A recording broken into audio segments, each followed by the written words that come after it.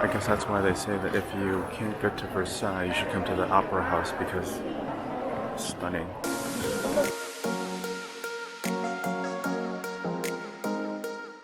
Well, good morning on day 2 of my Paris adventure.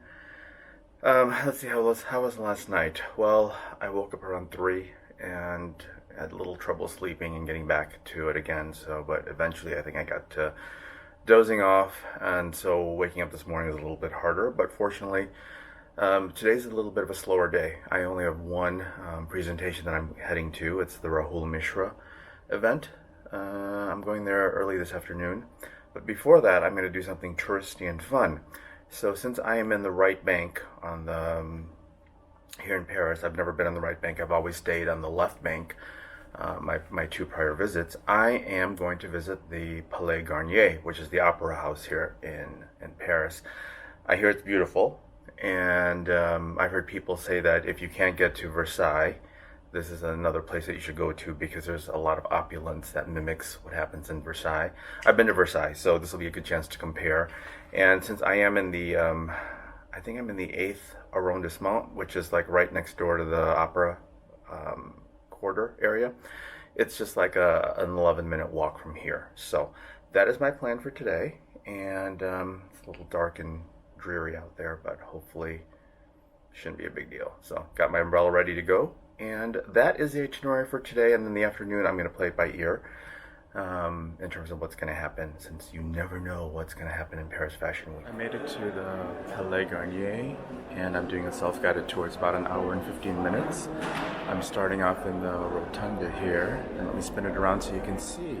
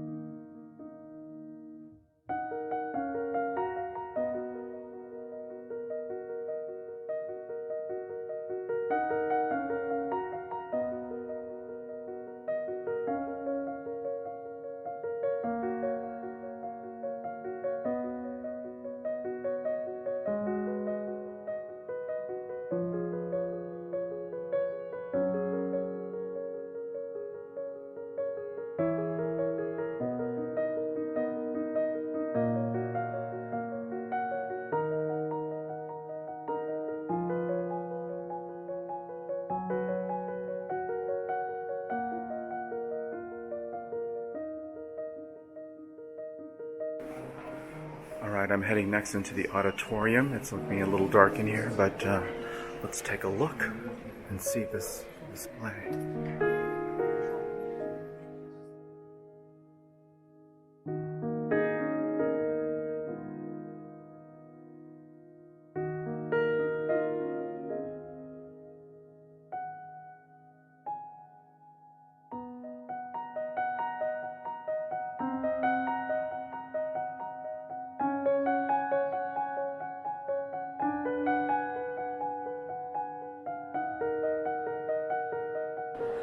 Wow, that auditorium was beautiful. So part of what I heard about there was that the intent was for the colors to be muted so that the stage and also the people in the audience would be highlighted instead of taking away from the scenery was the intent of the architect. But it is grand, it is beautiful, it's one of the most beautiful opera houses that I believe this is the box number 5 that inspired the Phantom of the Opera. So as you go through the different boxes here on this level, you can go inside and hear the story about one time the chandelier counterweight almost fell and crashed. That's part of the whole inspiration for that scene in the Phantom of the Opera play if you've never seen it, which is a great play, by the way. So, didn't realize that this was tied to that play.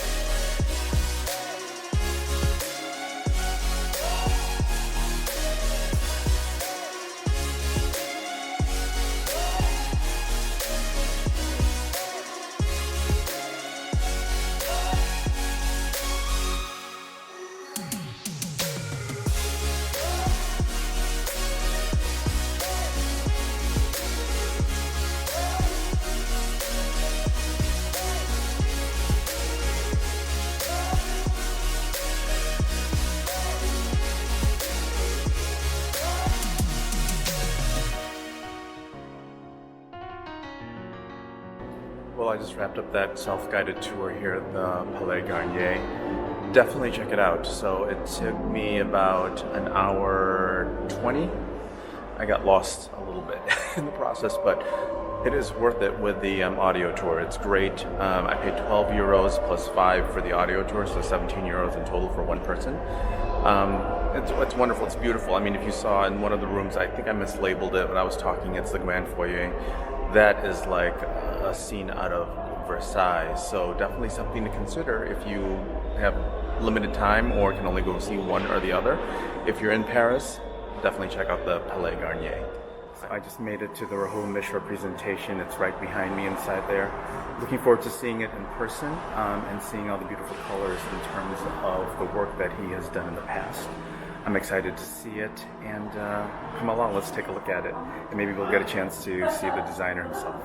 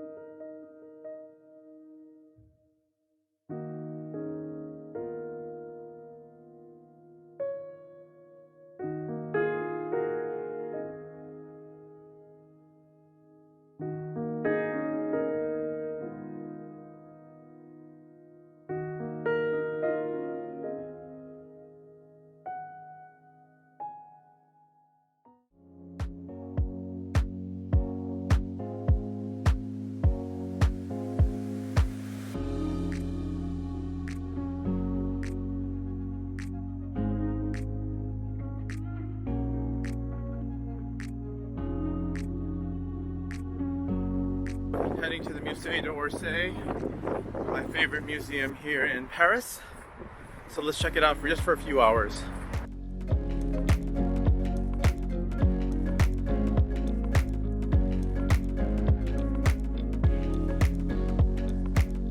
Alright, well I made it inside the Musée d'Orsay. So this is my favorite museum here in Paris. And I'm gonna take a look and see if it still is. It's been a long time since I've been here, probably a decade. But let me spin you around because we're at the bridge at the entrance and you can see where we are.